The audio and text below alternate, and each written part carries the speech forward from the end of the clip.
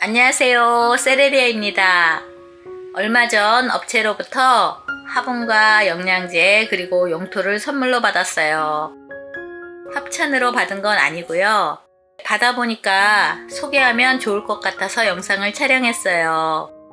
모두의 가든이라는 곳인데 들어가 보니 예쁜 토분부터 분갈이흙 그리고 씨앗이나 영양제 그 외에도 기타 원예에 필요한 것들을 판매하고 있어요.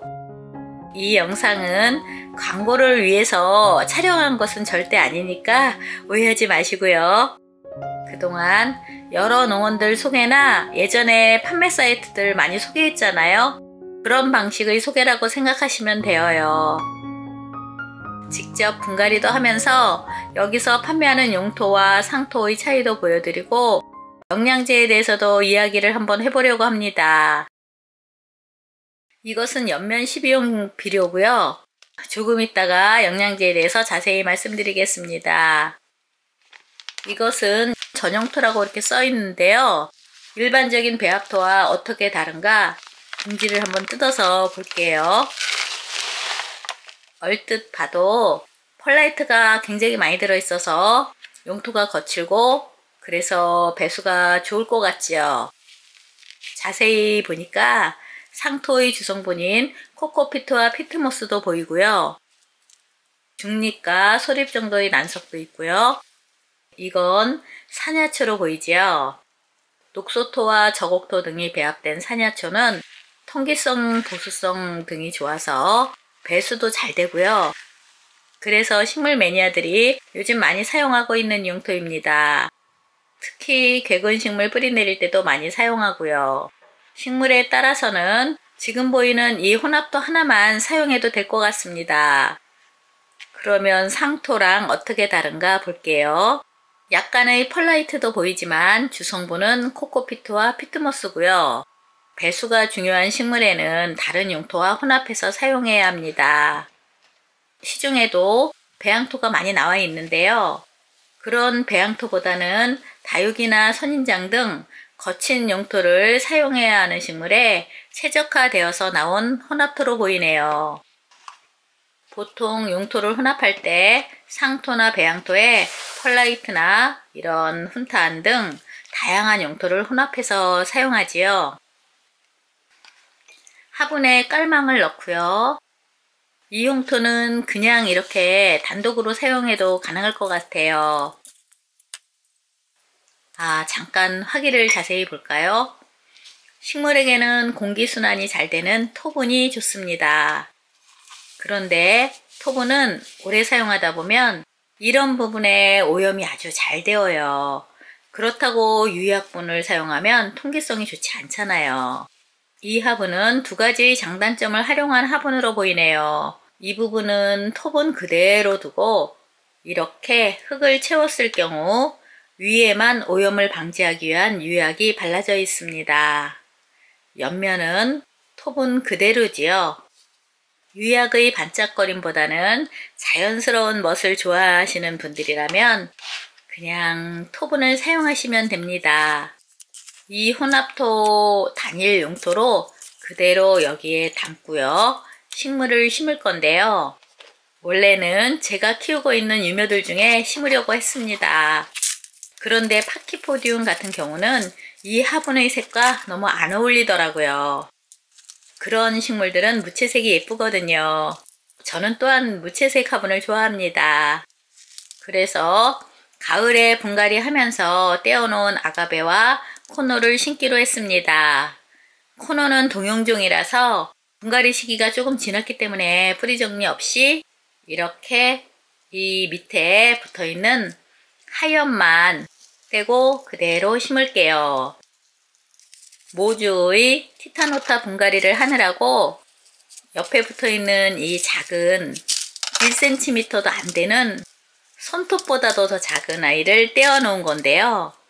그래도 겨울 동안 조금 성장을 했네요. 한 두세 배 성장을 했습니다. 성장이 빠른 녀석이라 이 새로운 집에서는 1년밖에 못 살 것 같습니다. 겨울이라서 뿌리 정리는 거의 하지 않고 그대로 심었고요. 위에 화장토도 조금 올려놓았습니다. 분갈이한 모습인데요. 이렇게 심어놓으니 촉고맹이가 아까보다는 좀 봐줄만 하네요. 코너는 파란 화분에 심었고요. 예쁘지요? 이제 곧 따뜻한 봄이 오니 식물들도 기지개를 펴고 성장을 할 거예요. 그러면 갇혀있는 이 좁은 용토로는 영양분이 부족하겠지요. 그래서 영양제나 비료도 봄에는 필요합니다. 가장 기본적인 영양제로 저는 완효성 비료를 추천해요.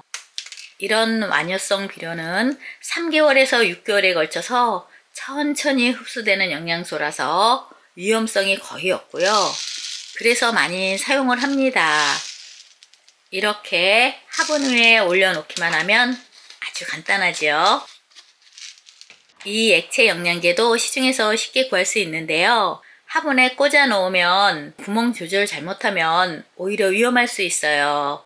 그러므로 2리터 페트병에 3분의 1 정도 희석해서 봄, 가을에 한두 번 용토에 뿌려주면 됩니다. 물 주듯이 너무 흠뻑 주면 너무 과하고요. 액체 영양제는 과다 사용하면 위험하니까 조금 적은 듯 사용하는 것이 좋습니다. 그리고 이것은 이번에 보내준 연면12용 비료입니다. 보통의 영양제나 비료는 식물의 뿌리를 통해서 흡수되지만 이것은 식물의 기공이나 잎의 상부에 있는 미세한 큐티클층을 통해서 흡수되므로 일반 비료보다 흡수가 아주 빠릅니다. 용토 위에 시비하는 그런 비료보다는 과다 사용의 위험이 적습니다. 이렇게 뒷면에 보니까 초안은 1리터에 2g, 선인장이나 구근류는 1리터에 1g을 희석하라고 되어 있네요. 일반 가정에서는 너무 소량씩 사용하니까 아마 계량이 힘들 거예요. 지금 이 스푼으로 아주 납작하게 이렇게 아주 깎아서 한 스푼이 3 내지 4g 정도 될 거예요. 이 물은 지금 500ml니까 요만큼 넣어서 희석할게요. 너무 진하면 잎이 타고 너무 연하면 뿌려주는 의미가 없습니다. 그렇지만 웬만하면 잎이 타지는 않습니다. 다른 영양제들은 뒷면 설명서의 희석비율보다 조금 적게 하지만 이 영양제는 적게 할 필요가 없이 그냥 그 희석비율 정도를 희석하면 됩니다. 그리고 잎에 이렇게 골고루 뿌려줘요. 이 연면 12용 비료는 기공이 열리는 시간에 흡수시키는 것이 좋으니까 오전이나 저녁에 스프레이를 해주는 것이 좋고요. 연면 12는 흙에 주는 것보다 흡수가 빠르지만 흡수량이 많지는 않아요. 그래서 보조 영양제 정도로 생각하시면 됩니다. 다른 영양제나 비료를 주었더라도 같이 주어도 괜찮습니다. 이런 개발은 꼭 이런 비료가 없어도 잘 성장을 해요. 너무 힘이 없다면 시도해 보는 것도 좋을 것 같아요. 일반적인 둥근 선인장에는 필요가 없을 것 같고요. 초아 많이 키우시는 분들께 도움이 될 것 같습니다. 봄과 가을에 뿌려주면 좋을 것 같고요. 잎의 뒷면뿐만 아니라 잎의 앞면의 큐티클층으로도 흡수하니까 그냥 전체적으로 이렇게 뿌려주면 됩니다. 이제 봄이 다가오는데 아직 기운이 많이 낮지요? 환절기에 감기 조심하시고요. 오늘도 이렇게 봐주셔서 너무나 감사합니다.